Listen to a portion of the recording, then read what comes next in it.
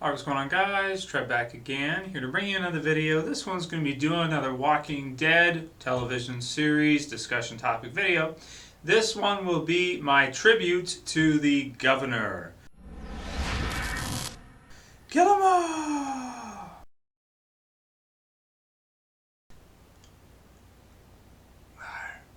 Alright, so a character spotlight on the Governor, our main Walking Dead villain up to this point.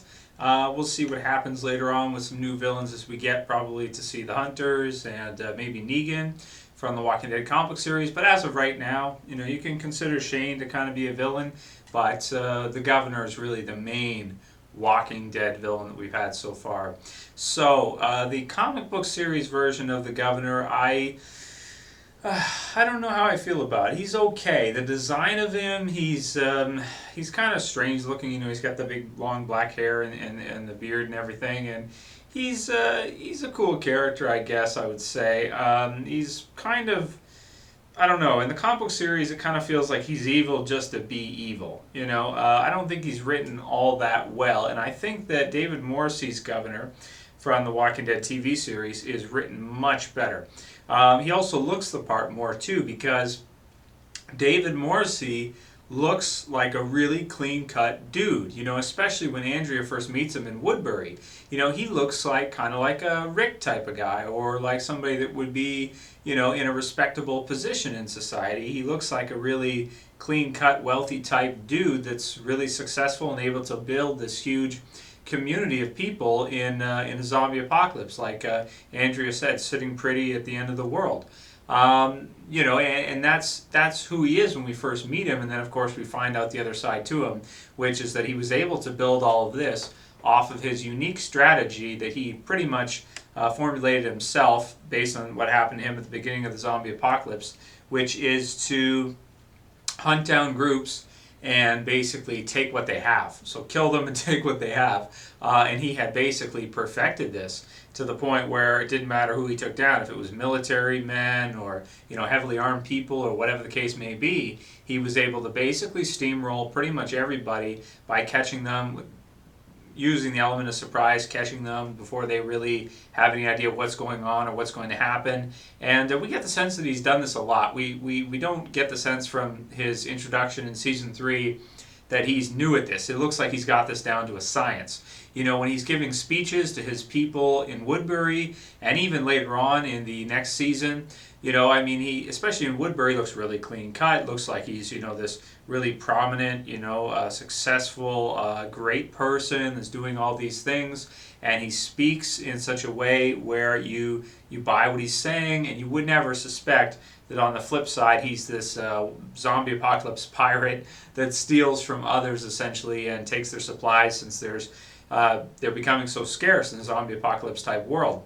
So from the get-go of Season 3, I did really like the intro of the Governor. I liked most of what was done with the Governor all the way through Season 3, the whole stuff with Merle, Hounded, and when the mid-season finale for Season 3, when you have Daryl and Merle and Rick gets in there, and then you kind of have them start mixing it up back and forth. Home, which is one of my favorite episodes from Season 3, where he kills Axel and kind of seems to be enjoying it as he does it, like he's got this other side to his personality where he wants to kill and he wants to be superior and all these kinds of things. That sort of like alpha male type side of winning type thing, back in, if you will, from evolution, so to speak. So really cool stuff in that episode. Going on from there, he has to sit down with Rick about where they have the drink and all that. And not my favorite episode right there. That one, Arrow on the Doorpost, right? It's an okay episode, but kind of slow. Of course, they don't come to terms, and Rick decides not to give over Michonne. I tend to think that even if Rick did give over Michonne, it wouldn't matter anyway. It wouldn't matter at all, because if you think of it, even in Season 4, he wants the prison eventually. And he wants Andrea to be with him, and he kind of resents them because of what happened with Andrea, I think. And even if he got Michonne, it wouldn't really matter too much. He, at the end of Season 3, he kills most of his forces. He kills Milton and Andrea as a result. He kills Merle, who was like his like top guy, right, before Martinez and all that. And then, of course, he basically, after they attack the prison and they lose the battle because his people are really not fighters, most of them are not used to fighting. And he doesn't have Merle, so his forces are weakened, and he's fighting against Daryl and Rick and the others when they have defensive positioning and are prepared and ready for him to strike. So of course it doesn't work out. He loses his mind, kills them all basically, and then of course disappears. Then in season 4 he returns and has a pretty good return, basically coming back to life from nothing, and thinks he's changed, thinks that everything will be different, ends up running into Martinez and can't help himself but to systematically, like chess, take over Martinez's group from him, kill anyone who's a threat to him, control Mitch, use Mitch, and immediately basically go back to the prison, take the hostages, Michonne and Herschel, and then take that group, talk them into it, and get them to go and attack the prison right away in what seemed like would be an easy win for him. Ends up essentially having his entire forces killed in the process of the chaos, and just fighting against people that are so tough and so used to this kind of thing at this point. And then losing the battle, of course. Rick's group also kind of losing the battle and being killed eventually by Michonne. So, amazing stuff. I really like all of the Governor's story arc in the Walking Dead TV series. I would say from a character perspective, I prefer it immensely to the comic book series version, because in the comic book series, I don't know, it's kind of like we don't see that kind of evolution from him. We don't see him go from this great leader to lose it all, and then as soon as he sort of got this new surrogate family with Lily, Tara, and Megan, regain it again, and then end up eventually, because he has not changed, because he is too far gone, end up losing it all when he attacks Rick's group. Amazing writing, of course, in the mid-season finale, and everything he says. Like I said before, the liar, I love that, where he's got the sword and he just kind of whispers it, liar, and then goes after it and kills him, because it's sort of like he personally cannot change even if he wants to. He still wants to be in charge. In the RV, for example, he's talking to Herschel and he almost lets it slip. He says, and I'll get to be, and then he stops himself. But really, we can finish that. We know what he's saying. He wants to be in charge, regardless. He does want the crown. Even though it seemed like he didn't with Martinez, he does. He does. Inside his id, he's got to have it. He's got to be in control. He's got to be the one to make the decisions and run things the way he thinks they should be run, which eventually ends up getting them all killed. Wow, kill them all.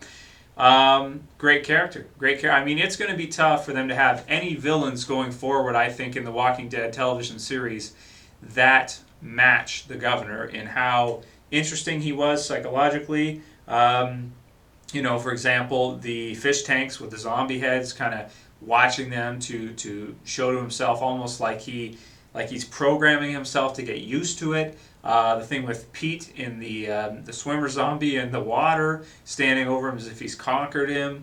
Wanting to protect the people inside his group and screw everybody else. Like Herschel says, if you have daughters of your own, how could you do this to someone else? And he replies, because they aren't mine. So with him, he's really, a lot of his concentration is about that divide between you are part of my group or you're not. And if you're not part of my group, you're dead weight, and I will do everything I can to kill you and take what you have, which is what he did to Martinez. He tried to do to Rick and the group and everybody else. In the video where I talked about what if Rick had decided to leave, I still think that the Governor would have let them go. I really do, because they're such a big threat. He wouldn't want to try to chase them down and kill them. They're very strong. I think he would have. I think he would have let them go. Because I think he knows that Rick and the others are too nice to come back and try to kill off everybody there. That's not what they do. And I think he knows that based on Andrea, based on what he saw there and what she told him about them. I think he knows that they wouldn't do that, so they wouldn't be a threat in that capacity. So, favorite parts from the Governor, favorite moments as I look over everything? Well, David Morrissey's acting, I think, was pretty incredible. He does a great job of doing both sides to the Governor. He does a great job of being that speaker, that that has that charisma and is able to sway people's opinion and get them to do things they wouldn't normally do. And he also plays the other side, the ferocious side, when he takes the sword, for example, and uses it against you know who. And all the other things he did, like for example against Merle when he bit off his fingers and stuff like that. He does a really cool job of playing both sides, and I like that when he starts off really clean cut, and then he slowly morphs and he gets the eye, and it becomes more deformed, and then at the end they show him and he's wearing mostly black, really dark and that kind of stuff, and just a really cool character, starting from the top, getting broken down, building himself back up in no time, and then losing it all because he feels compelled to do what he's done all the way through, and as he puts it, survive. She'll be alive. He said, what will Megan be? She'll be alive. This is how we survive. This is what we do. Interesting philosophy, interesting psychology. The opposite of what Rick is, if you think of it, like the exact opposite. Rick wants to help others. Rick believes people can change, doesn't believe that people are too far gone, and wants to see good in everyone and hope. He clings to hope for his motivation as a character. The governor is the opposite. He, instead of hope, he more clings to, I would say, using his intelligence to outsmart others, and essentially his anger, his aggression, and his power and his manipulation in order to take over rather than get people to empower others so that they would want to lead, like Rick says, they become leaders, and these kinds of things. So a really interesting contrast between the two. I think he made for a great villain in the TV series. I think they killed him off at the right time. We had seen a lot of him. We got those great episodes in season 4 where we really got to concentrate on him as a character. Some people didn't like them because, seeing his side of things, he is a villain. Yes, he's a villain. He is evil. Yes, he is. He's selfish and all those things. And I think people, they don't like to relate to someone like that. But I think that given the right circumstances, I think the governor is he's a really realistic character. You could see someone transforming like that in a zombie apocalypse. Once they run out of food, once they run out of supplies and guns and everything, as soon as they start to see other groups come through and they find other groups and things like that, the question's going to come up, why don't we just take what they have?